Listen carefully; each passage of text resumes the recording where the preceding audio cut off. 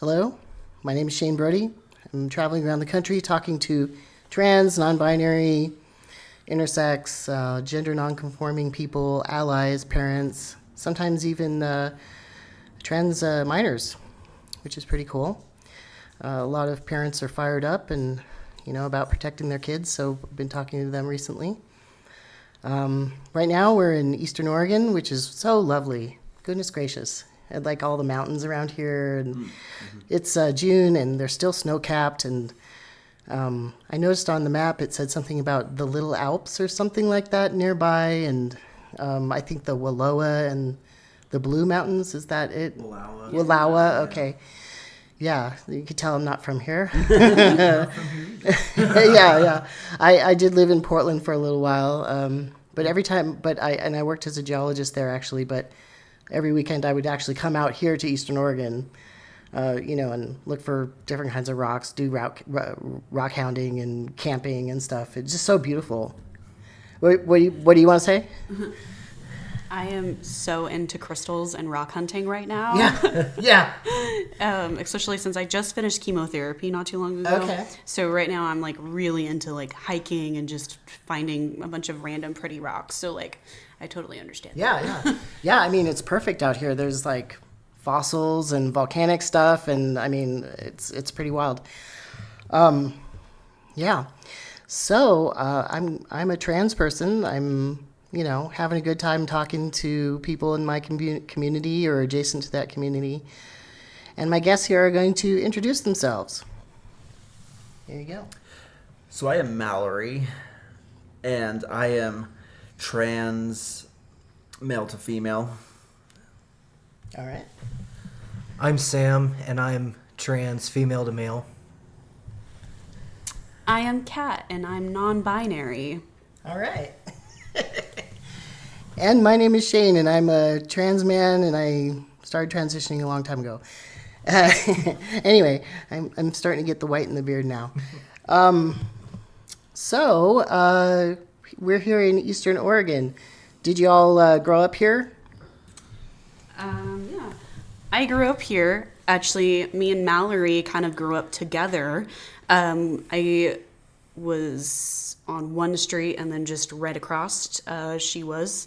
I was actually best friends with her sister before we were friends. Oh, okay.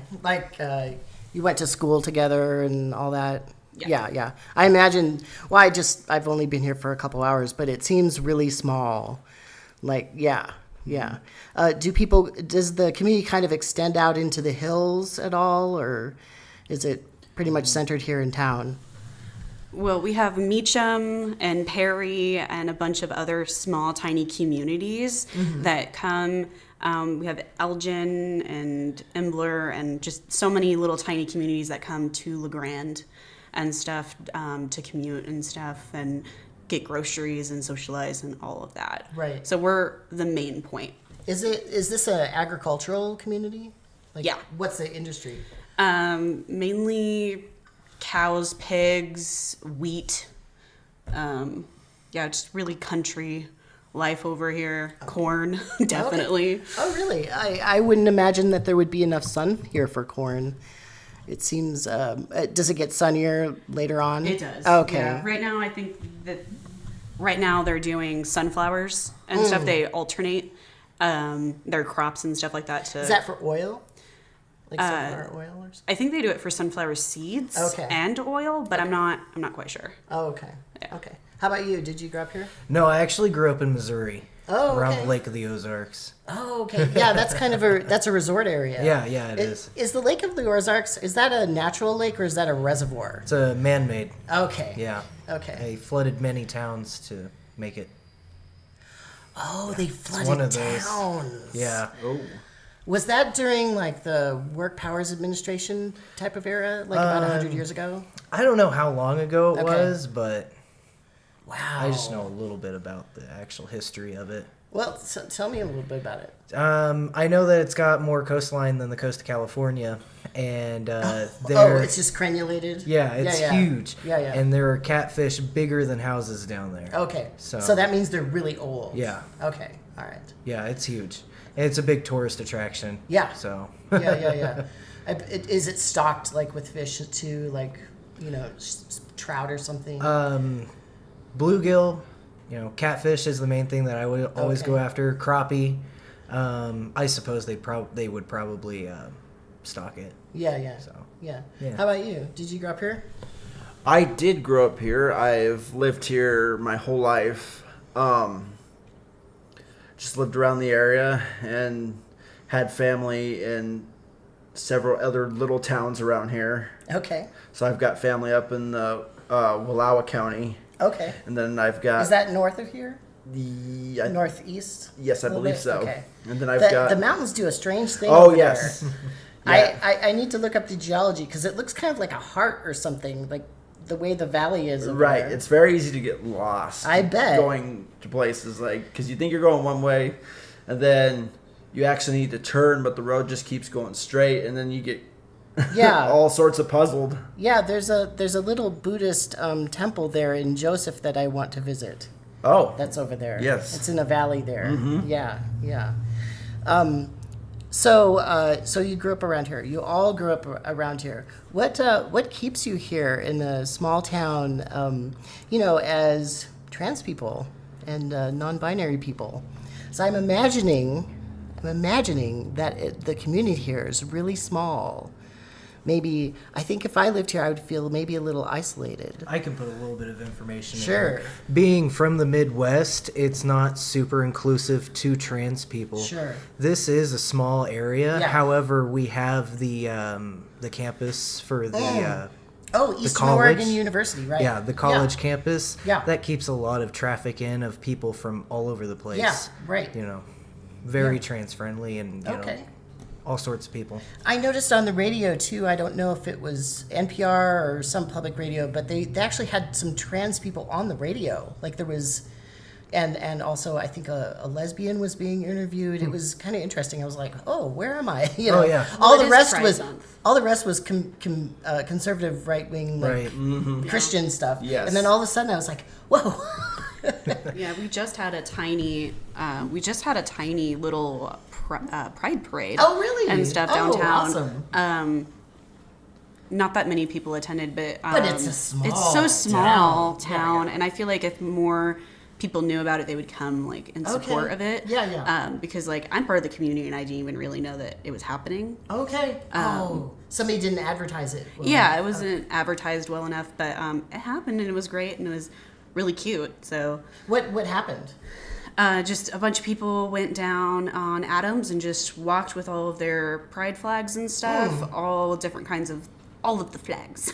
Okay. And What kinds of flags? the transgender flag, the non-binary flag, gay pride, like all of, Okay. they had so many, I can't like name them all, Sure, but sure. yeah, but to your question and stuff, I think the reason why I mainly stay is because like everywhere else, it's financially hard to move. Yeah. And to be, and I really love the mountains and stuff like that. And Portland, like I would love to like live in Portland and stuff like that, but it's so expensive and Yes. it's such a big city, Yeah. and it's a lot. Yeah. I will tell you, I was priced out of Portland at some point. I mean, I was living there and I enjoyed it, but then there was this huge wave of gentrification where everything like doubled, tripled, even quadrupled in price suddenly. It was like, whoa, I can't even afford to live here anymore. It's really hard, like financially and stuff like that, to be able to move somewhere that's more inclusive and more accepting and stuff. And it just seems like more of the bigger cities are accepting like that. So it's hard though when you want that kind of country lifestyle and still be who you want to be, be who you are. Yeah. So yeah, I think that's mainly the main reason why I stay. But the other reason is that we do have so many amazing people and stuff, and I feel like they're just, their minds are clouded by what they've just heard from other people, and they don't, really grow their own opinions or like.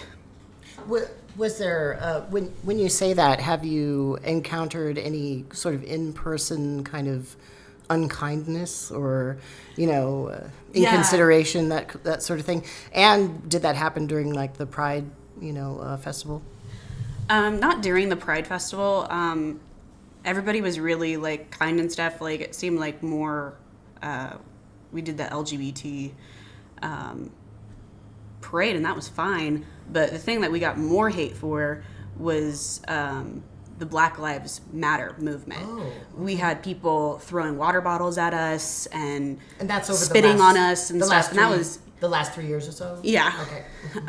So we got way more hate on that than we did on the Spit on. Yeah. people took water bottles and pissed in them. Oh my and God. sprayed them all Whoa. over people and the protesters Wow. and stuff. And one guy came with a semi-automatic, and Okay. the cops took him down before he could do anything. Wow. Well, in just this Pride Month, you had an experience that you wanted to talk So- about. Remember. Talk. Just this Pride Month, Mallory had an experience that she wanted to talk about. Oh, okay. Oh yes, I recently just dealt with as of yesterday. I dealt with a scenario in my church because I am trans and Christian, and I dealt with them talking about finding your true identity, and I thought, oh, could be a good thing for me. Like I've been working on trying to figure out who I am and figure out my identity, but then they twisted it, and they were like, so with this whole identity thing, we're going to talk about the crisis of transgenderism trying to affect our children, and they made a lot of points when they were preaching about it that basically was like, okay, that's not true. Like, if I would have been more outspoken, I would have like stood up and been like, okay, like we clearly need to have a conversation because some of these things aren't true of what you're saying. Yeah. That must have been hard. Like, especially, I can tell there's a little bit of emotion there. Have you been part of that church community for a while? I have. I've been Christian my whole life, and I've been with this church at least like 15 years now. Okay. And so it's like I'm emotionally embedded in this church, and I like everybody in it. Yeah. But every once in a while, there comes hard topics where I'm like, how do I deal with this? Like, I really don't want to Yeah. have this issue. Do you think that you're the only person like in the LGBT plus community that is part of that church?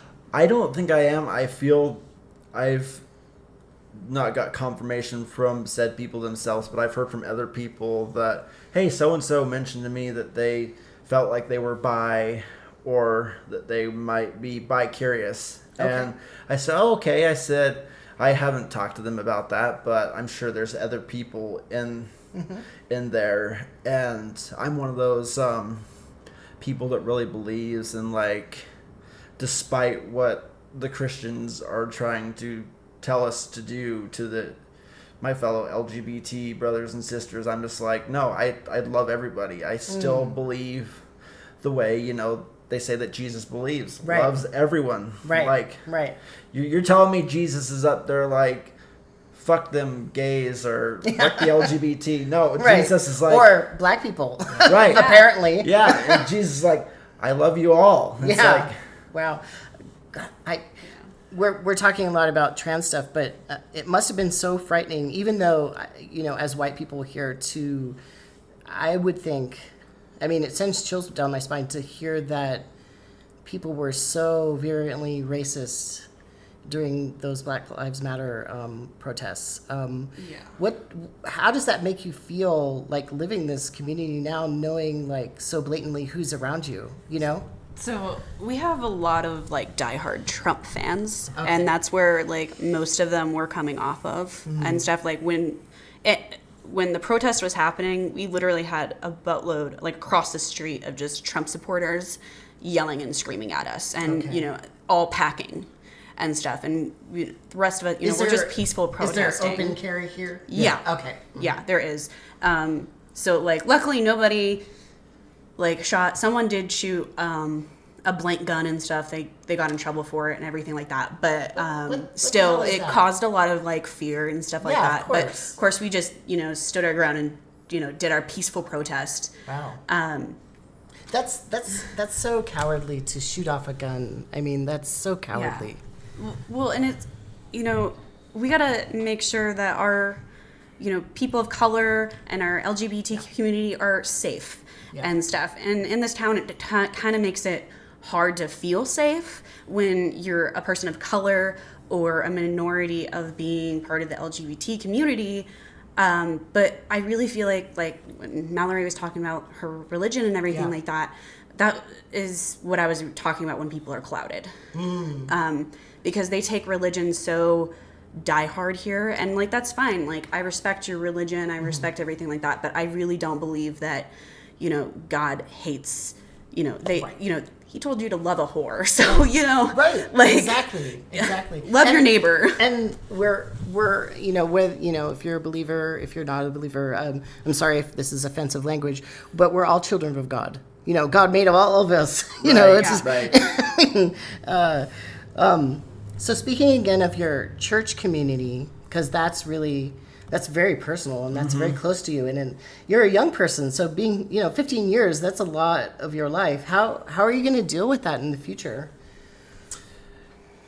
I mean, I've planned to move away from this community. Oh, really? Eventually, okay. and you're making plans for that. yes, okay. and I want to basically, when I get to a point where I'm passing in my transition and I don't feel the need to announce that I'm trans. Yeah, where are you with that? Because that might be a little bit confusing to some people watching this. Right. Yeah. I am just getting ready to actually start laser hair removal. Okay. So I'm at that point in my transition. There was a point where I was living full time, 24/7, but it just got too difficult because my beard really started coming in thicker. And so really? It was more difficult to shave it and hide it, and my skin was just getting irritated from shaving every day. Sure. So I was like, I'm going to wait till I can get laser hair removal, and then that's when I'm going to make my decision to get on hormones and really start moving with my transition. Yeah, I heard that was a little bit of a blessing with COVID for trans women, is they could wear the mask and they they didn't have to shave so often, which that must be so hard on your skin. I would imagine. Yeah, it causes a lot of irritation and acne. Yeah, right. For sure. Right. Because you're having all these different oils from these shaving creams and and bacteria. Sweating, and then when you're putting on makeup after you do all that, then it's really causing more acne. Sure. Yeah. And that must be an extra cost too, if you have to get some real nice makeup that's comedogenic, I believe. That's the term. Right, yeah. Yes. It does get costly. Yeah. I remember when I first came out and a girlfriend of mine offered to help me go makeup shopping. Okay. And I had never been makeup shopping in my life. Around here? Yes. Okay. And $200 later, I was like, this is how much we have to spend on makeup? Yeah. I was like, wait a minute. Yeah. I was like... Okay, let's stop for a second. Is that the fridge, by the way? Yes. Okay. Is there a way we could turn down the compressors just so it doesn't go off all the time? I don't think there is. Okay. So when that happens, what we need to do is just stop and then go back a sentence. Okay. Yep. That's normally, because I do a podcast, that's normally what I do. Up to $200. Yes. So, I didn't realize that $200 for makeup, I thought, that is ridiculous. I was like, what? That's a good chunk of a paycheck right there. Yeah, and I'm especially being living alone, it's a lot of money when most of my money goes to bills, and I was thinking this is a lot different than just throwing on a t-shirt and shorts and leaving the house. I said, now I have a whole production I have to do. Yeah. And back when I was a little kid, I just thought, I saw what my mom and grandma did, and I thought, all they do is just put on powdered foundation and lipstick, and they go out the door, and I'm like, it's not that simple. Yeah. And also, I mean, if you are dealing with facial hair and that growth, that seems like an extra layer. I guess that's a pun in a way of something you have to deal with. Yes. Yeah. So whereas most women don't have to deal with that. Right. Yeah. So normally when I make plans with people and I have to go out as my trans true self, I tell them hey, I at least need 2 hours beforehand to get ready, because I said the shaving takes most of my time. Yeah. Well, I got to say, your head hair, your locks there are beautiful. Oh, thank you. Any woman would be really Yes. like envious of that. Yes, I've really been working. Not that I have to, but I've really been working on my hair and keeping it. Okay. Like, yeah, it's really beautiful. Been growing it out. I Yeah. did have, at one point, I had a hairstyle where I had one side shaved and this side was all long. Okay, that's very 80s. I remember that. The And- asymmetrical lip. Yes, Yeah. and then I dyed my hair a lot, so it really started breaking and just dying, and so I decided to like really just one day I just shaved it all down and I started fresh and just started really doing my different shampoo regimens and stuff. Yeah, and well, really it's very shiny. get You my can hair tell back it's very, to normal. very healthy. Yeah. Yes. Yeah. Yeah, with testosterone. Woo. Yeah. Yeah. More hair. I did grow my hair out before taking testosterone, though. I was just experimenting, I was just Right. seeing. And it looked pretty good. It looked like Kurt Cobain hair, kind of like the dirty blondes with the little curl, just one little curl, But yeah, with testosterone, it goes all the way. Ooh. It's fine. So I've heard It's that. fine.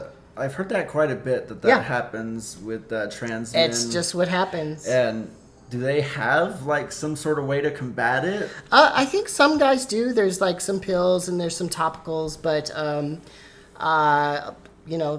sometimes guys like me just it's just part of it. It's just Right, part of being a right. man sometimes. Right. I mean, Well, there's at least it's socially acceptable for you guys to not have hair. that's right. Unlike people that identify female Yeah. and stuff, because they're like, if you don't have, the long, beautiful locks, then Yes. it's harder, to say that they're female, which is so dumb because there's so many females that have short hair and stuff like that. The pressures on women or trans feminine people or anyone who has that identity or transitions that way, it's the inspection of who you are is so minute and so it's I mean I had it when I was younger. Definitely people looked at me, especially like my breasts and that sort of thing. Right. It was like a constant sort of like inspection of who I was and whatever. Like being a non-binary person and having breasts and stuff, like sometimes it's not a problem, but sometimes it really bothers me.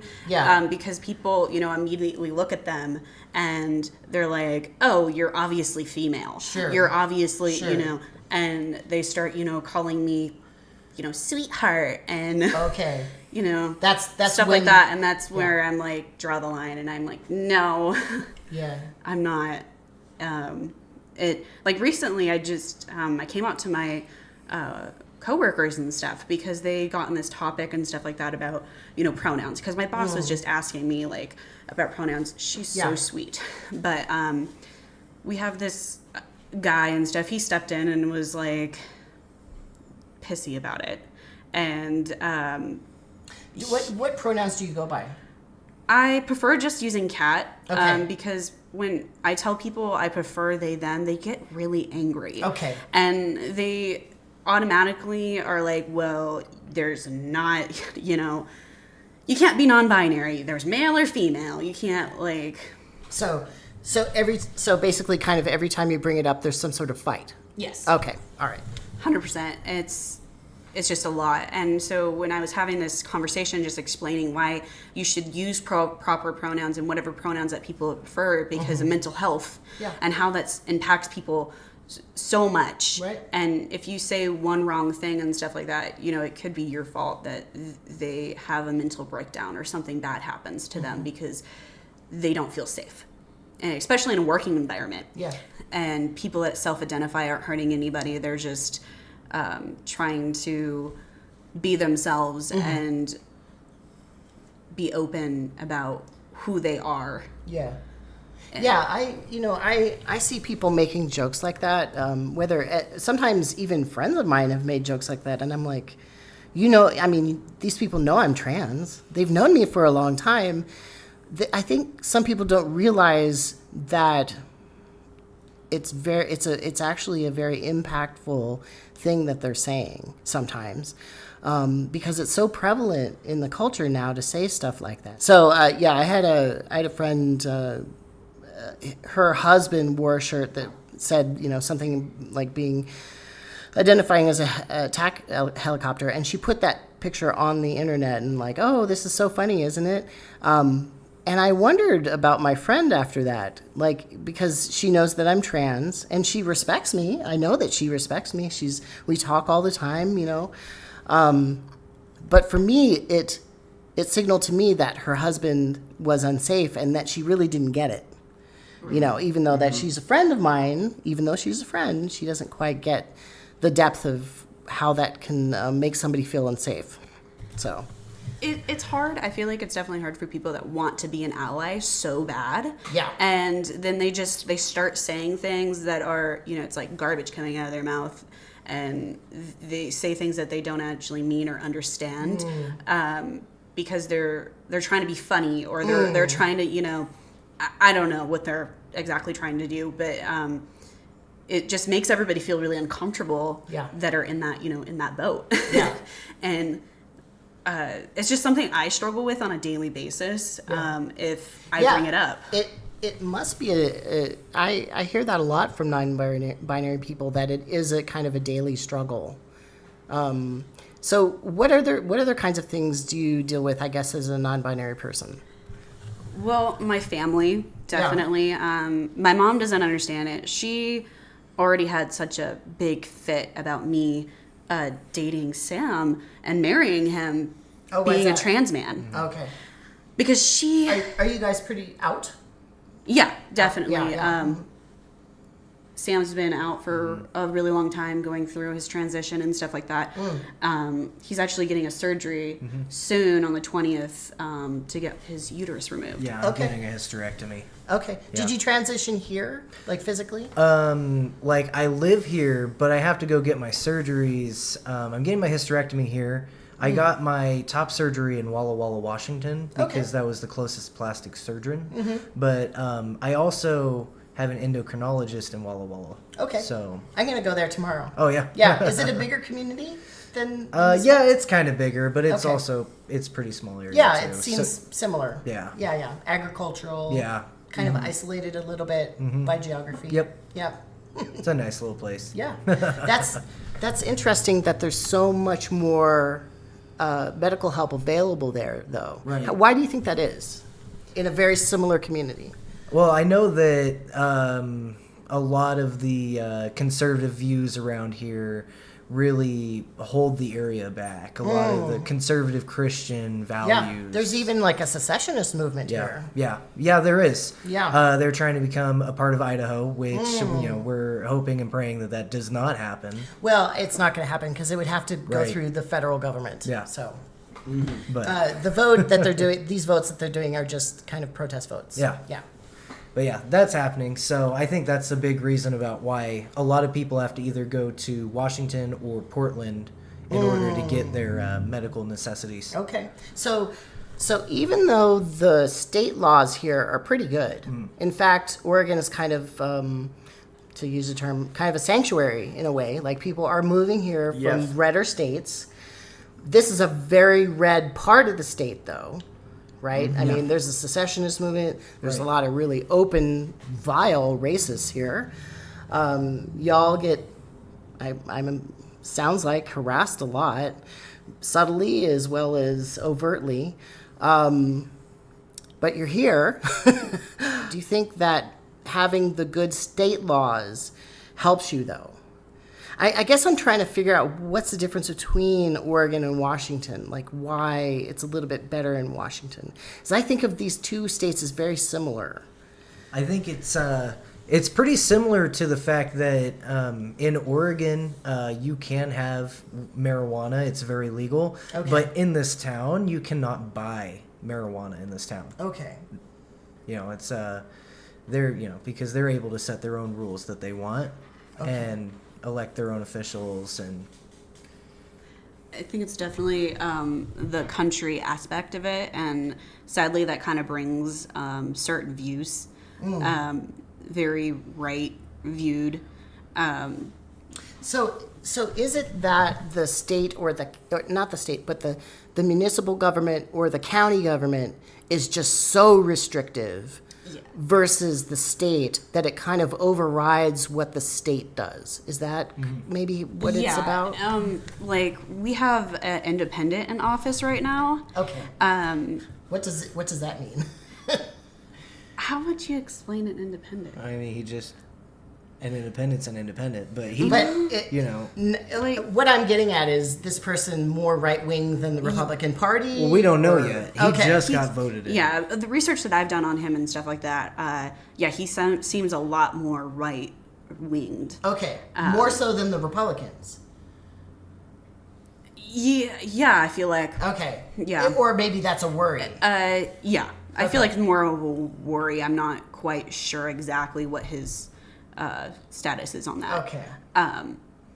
But yeah, it seems like a lot of our government officials here, once you get into Walla Walla and stuff like that, there's a lot of Democrats in office over there. Okay. So I feel like that's a main thing because like here, it's difficult with the government and stuff like that. Very white, right winged. Well, I'm sure white is White, appropriate as yeah, very well. white, definitely. Yeah. Because we really only have like 4 families that are in the colored community here. Oh. And you know that there's 4 families. Pretty Pretty much. Yeah. Oh, wow. Like, this town is so tiny. Wow. And like all the surrounding little towns that like I also grew up in Meacham. Okay. And through high school and stuff. Okay. And there was no people of color there. Wow. At all. Strictly just white, mainly just white men. Wow. So like Is growing up in school and stuff. Is there like a transient worker population here? Like people coming in for a seasonal industry, like logging or something like that? We do have a lot of Spanish people that come Okay. and do a lot of berry picking, mushroom picking, and stuff Okay. like that. They're not locals though. Okay. They come through, and they're great people. Yeah. I love them. They're Yeah. so awesome. Well, they're fucking picking our food. Yeah, I mean, like shit. Yeah. God. But they get so much like hate and stuff like that because they're like, you have all the people that are like, they're taking our jobs, and it's just like, you go out and do that. You apply Like, for that job. Yeah. Go do it. Like, and everybody's like, well, they get paid $20 to do that, and it's like, go do it then. Yeah. If you're pissed about it, go do it. Yeah. Like, if they're in the hot sun for more than 8 hours, so you go do it and do that. Right. What were you gonna say? So I feel like there is a lot of like people that are like, these Mexicans are coming over the border, like the Hispanic community. They're like, So a lot of anti-immigrant sentiment. right. Yeah, And I met a guy a while back ago that said if I could just find somebody, like he was looking for people to come help work on sprinklers for the logging mill we have here. And he said, I want people that are actually willing to work. He's like, I've hired people, and he's like, they're just not on time and want to show up. And I don't know why specifically, but I just feel like there's so much more, the Hispanic community is more driven to like work and want to provide for their families. Yeah. And Yeah. I feel like, yeah. I mean, the reason why people are coming here is to work, so they work. Yeah. Yeah. And they just want that sense of what we claim as freedom. Right. You know? Right. Yeah. And a lot recently, it's like people are coming here for freedom, but the more I look at it, it's like I'm not seeing America as being very free anymore with all the fighting and stuff going on between. No, and how many immigrants are there in this country? A lot. Right. At this table right here, there's a lot of immigrant ancestry. One thing I think is so weird, it's a weird disconnect, is so we have, people coming into these smaller communities and working, and buying things and contributing to the community and contributing to the industry. But then there's hatred. It's so strange. Yeah, I mean, there must be a better way that we can deal with that, because as a country, we kind of are dependent upon these workers coming in. So I don't know. How about if we find a better way to deal with this situation instead of, having some of this employment be underground and this hatred. It's so strange when we all know what's going on. We all know this is going on. So yeah. One really cool thing about this subject. From last year during June, I went over to Pendleton, Oregon for their Pride Festival. They put on. Yeah, that's right up the road. Yes, and I went over to their Pride Festival, and what I thought was the coolest thing I had ever seen in my life was they had a Native American princess who was trans. Oh, wow. And I thought that is just beautiful in itself. Awesome. All right. And so I just had to get a picture with her. I was like, Yeah. This is like the most unique, wonderful thing I had ever seen. Yeah. And apparently the Native American community is very supportive Oh, great. towards the LGBTQ. And I thought, that's wonderful. Wow, yeah. And Pendleton is just kind of an interesting place as well. They have that big roundup, and they have lots of rodeos. Do they have rodeo here as well? Yeah, well, we do them more in Union and stuff is where all Okay. the rodeos and stuff happens. Where is Union? Union is like past Hot Lake over. Is that north or south? You don't drive. I have no idea. I have no idea. Yeah. Okay. But yeah, we do a lot more around our tiny towns to get them more community based and stuff like that, and so they can get more tourists and stuff, so they can make their community a little bit bigger. Because the Grande's already like we're small, but like we're big. Like, Okay. as much as that makes sense. Well, it's a bigger town in a place with very small towns. Yeah. Right. Yeah, because there's kind of like, oh, here's a little valley and here's a little tiny town. Who knows, maybe on a river or something like that, or maybe that's where the railroad crosses. But then you come down into this valley and it's a much bigger town. So it makes sense, like this is where the grocery stores are, and it's kind of the hub for transportation. And I did notice, even though I've just been here a couple hours, there are definitely a lot more tourists here. And you all have like a little magazine talking about the local museums and events and stuff like that, which is pretty cool. I mean, what a beautiful place to come to and just enjoy that sort of thing, and the hot springs and all that. Yeah. I mean, I don't mean to talk badly about this place at all, except for obviously what people are doing, right? But I don't think it's inherent that places like this, that our country, need to be so ignorant, foster so much ignorance and hatred. I don't see how those need to necessarily go hand in hand. Hopefully our future will be a little different. I would hope so, like, especially because this is a college town. You would definitely think that there would be more diversity with a college town. Yeah. But this is definitely more of a retirement place. Oh, okay. And which kind of sucks for all of the college students, because everything to do around here is if you're, practically 50 and above, Okay. What, like, square dancing or something? I mean, what? Yeah.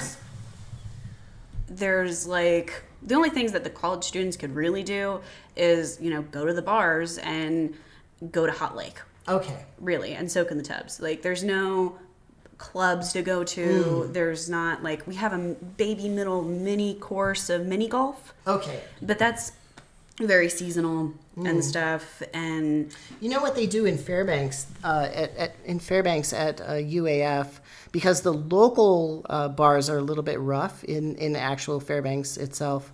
In general, I mean, we're now getting like brew pubs, which are a little bit fancier than the some of the older bars.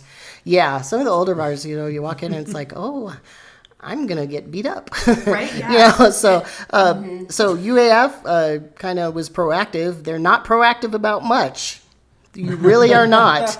But they put a bar, the pub, on campus, which is strange that that's the only proactive thing that they do. But it keeps students from going into town, into bars that might be a little more dangerous for them. Yeah. And actually, there's a lot of LGBT events that happen in the pub, which is great. That's awesome. Yeah. Speaking of bars, I should really talk about my old work. Oh yeah. Yeah, with my old work here where I used to work. Were you a bartender or something? No, I was a cook in this bar, and I mean, I don't know if you're fine with me mentioning the name of it. Go ahead. But the bar is Bud Jackson's here in town, and when I worked there, when it came around to the pandemic, the owner of the bar released a note basically telling his employees how they had to believe because he was so against the BLM movement and anything anti-LGBT he was for. He was like, no LGBT stuff, nothing, you have to believe this way. We will Well, that's against federal law to be doing that. Right, yeah. And it's like, and we're no longer showing sports on our TV because they support BLM. And Wow. It's like, so that makes me, I was like, okay, this makes me confused because That reminds me of the incels who pull away from women because they're too feminist or something. oh, yeah. Yeah. And it's like, What a weird thing to do. it's like, it's so weird that you're advertising a sports bar, but you're not going to show sports. Right. Yeah, exactly. And it just got to... What? Because Colin Kaepernick didn't want to stand for the Pledge of Allegiance. Right. So what? So And- what? And it's You like, know? it got to a point where I was like, I can't work here. It's like, you're going against my views. And it's like, I mean, personally, I wouldn't care or give a flying fuck what you believe. Yeah. Like, everybody has the rights to their own beliefs. Yeah. And it's like, but if you're telling us how we need to believe, then I'm out of here. Yeah, that's so weird. Goodness Yeah. gracious. Wow. What's your hat about, by the way? You got some things going on here. Right. In your shirt. What's up with that? Yes. I can't read it. It says birds break something. Birds aren't real. Okay, birds The are shirt not real. says birds aren't real. And This is a birding area, though. yes. And it's kind of... Because you got all those little lakes, and it's kind of a break from the mountains and stuff. Yes. Yeah. And so the birds aren't real thing is just kind of Okay. a big, like, funny thing to me. Like, You're not connected with the Bundys, are you? no. Okay. So, like, so it's very, like a Those funny assholes. conspiracy theory to me that people think birds aren't real. So I just kind of bought it as, like, Okay. a joking matter. It's hilarious. And so me and Sam... It's got like an antenna, and it's Yes. smoking a cigar or So something. me and Sam here kind of have inside joke about birds aren't real, and anytime I say something like I think birds are real, he goes, "You don't sound like my friend. The birds must have got to you." Or, Okay. Well, you know that show Portlandia that's kind of silly? There was like a little bit in it, like just put a bird on it. So you'd have a bag or something. It's just a plain bag, but put a bird on it, and then you could sell it for $50 or something. Right. You know, And it's like the opposite of Yes. what you're talking about. and the hat is a local restaurant here that's really good that I Okay. like going to. So Yeah, I did notice that there was a lot of cows around here, especially the little ones, the calves. Oh, And yes. there was a whole field of them. I was like, oh my goodness, yeah, and they were like kicking their legs up and stuff. Yes. So cute, so cute. a lot of farmland and animals around Yeah, here. yeah, it's so verdant. Is there? I noticed that it was pretty green around here. Is it usually this green, or have you guys been getting more rain or something this year? Well, like we usually have really bad forest fires, and so yeah. the past like 2 years it's been really nice. Alberta, they're getting a lot of forest fires. Oh yeah. yeah. Right now, like we've been really blessed the fact that we had such a long winter. It was like 7 months of just Okay. like snow, and we still have a little bit of snow Yeah. up on the caps right now, which is great because we usually would have such a bad dry beginning of the summer, and then August would just the whole place just fills because we're in a bowl right now. Yeah. And so like it would just fill up with smoke and stuff, and it was really bad during when COVID first happened because we had so many forest fires, and that got a lot of people really sick. Okay. And there were so many people in the community that just didn't make it because of the smoke and their So people lungs being died? attacked. Yeah, people wow. died Wow. from COVID and the fact of the inhaling smoke. Right. Yeah, because it attacks the lungs. Yeah. a lot of Yeah, people. COVID was really crazy, like when it first like came out in this little town, because a lot of people, were like, it's not real. It's not real at all, Right. until they had, family members pass away from it, and then all of a sudden they would be like diehard believers that Yeah. it was yeah. real. Yeah, like you were saying, there's a lot of retirees here. Yeah. Yeah, and actually, I did notice that. I went down to a local fast food and I got a coffee and stuff, and there was actually an older lady and it was a little bit surreal. Sorry if this sounds like a joke, but she was actually doing jumping jacks in the parking lot and watching herself doing the jumping jacks. So I guess there's a lot of older, fit people here or something. I don't know. Yeah, a Is lot. that part of the culture? What a strange town. Like, there's like the country part, and then there's, it is a regional city, and it's a retirement community, and and then the immigrant population that comes through. Oh yeah, it's a very interesting little town, and growing up was very kind of, I don't know, it was really interesting, and I had a hard time with it because some people will, be really accepting and stuff like that, but then they'll go back with a different group of people, like they'll go to church or something, and then they'll be like, no, that's, bad or wrong, and Interesting. Fuck those people. So to you, or to somebody who is maybe more liberal or left-leaning or open, to new ideas, they would talk one way to you, but then you knew that they were talking a different way in another situation. It's mainly people that identify Republican that do it. Okay.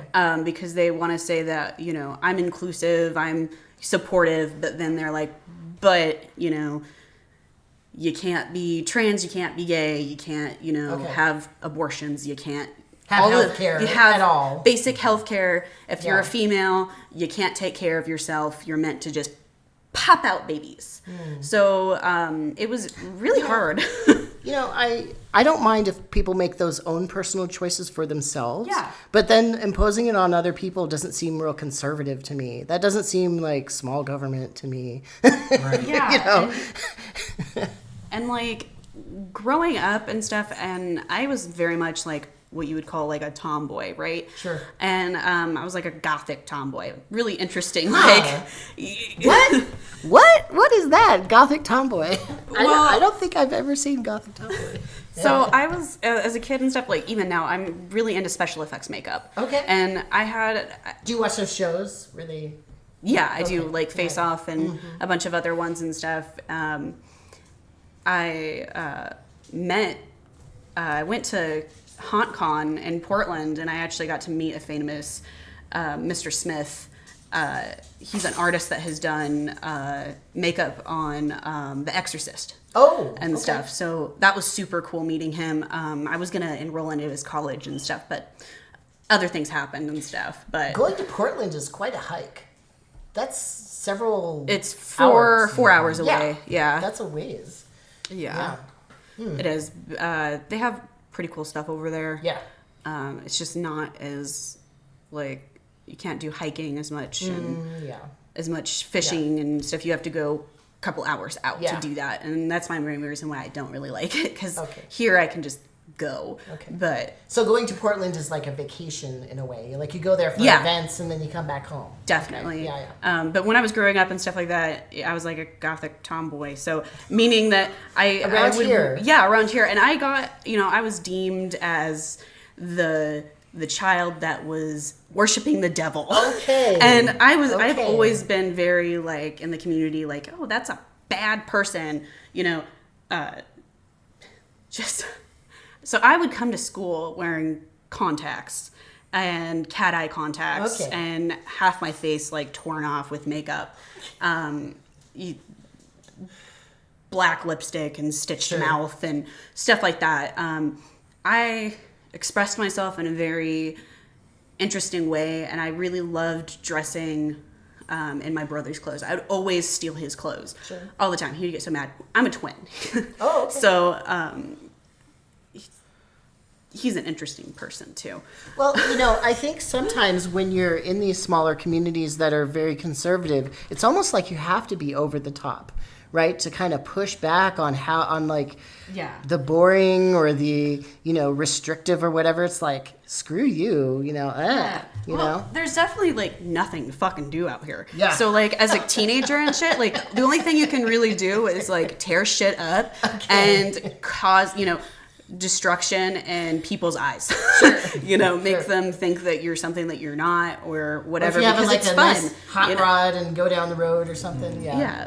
Yeah, so the way that I love to just, tell people to, fuck off and leave me alone was to dress in very spiky clothes and males' clothes and stuff, and it made me feel comfortable and powerful because, like, I was abused and stuff like that by my father, and I was just acting out from that, and I didn't know. He brainwashed me and my siblings and stuff like that to think that, you know, this is appropriate, this is what, you know, fathers do to their children, type of thing. And so I had a lot of like rage and stuff, so I feel like my style was mainly just like showing how much I was like hurt inside. And it really hurt me when, like, I was never allowed to cut my hair at all because my dad didn't want me to do that. And so when he went and... Is that like a Christian thing or something? Yeah. Well, he used the Bible against us a lot to justify all of the terrible, shitty things he was doing to us.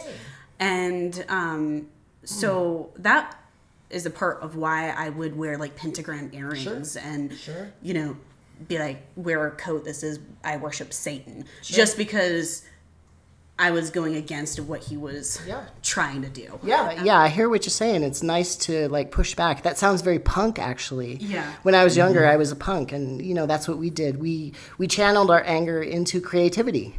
You know. Oh, yeah. Definitely. And I got in a lot of trouble for it with the community, and of course, like with my father and stuff. Yeah, that's kind of why I'm really outspoken and an open book, though, because the more that you talk about it and get your story out there and stuff like that, the less children have to go through that. And you know, with the sexual education of schools, it's crucial that they know the sense of what consent is and, you know, their personal bodies. Yeah, we need it as a culture. Yeah, we do, 100%. When I was going through sexual education and stuff like that, they taught that our senior year, which doesn't make any sense because half of us are already way more sexual, you know, already went through all of these changes and stuff. Like in 5th grade, they teach you just, you know, about your personal body and like you're gonna go have a period and, you know, you guys are gonna grow beards and have body hair now. What as a younger person who, you know, obviously went through something very, you know, absolutely horrific and, you know, where your consent was violated, what do you think would have been helpful as a younger person, like specifically from the adults around you, from school, from, you know, whomever you had contact with? Well, I feel like a lot of my family turned a blind eye to things because they didn't want to believe that all of these terrible things were happening in their family. You know, they'd rather sweep it under the rug, especially my grandparents. They're very much so that way. But outside of your family, what do you think would have been helpful? In school, if they would teach kids younger and stuff about consent instead of just focusing on just stranger danger, because it's not always strangers that are, you know, out here hurting your children. It's family members. And that's really messed up because a lot of them, they don't know because they're like, you know, you're my family, you're supposed to be, you know, safety. And it's not. And so I feel like if the community made it more of a point to educate children in the schools or even do events and, you know, something to bring awareness to this big problem because, like, even with COVID, you know, there were so many people that were just stuck at home with their abusers. You know, people, spouses and children being abused. I have a statistic for that too. They did a statistic. You know, there's a horrible there are horrible rates of rape and other kinds of violence in interpersonal violence in Alaska, and our rate of violence went up 25% right after COVID because people were isolated at home. So we had a lot more domestic violence, which is already such a problem there.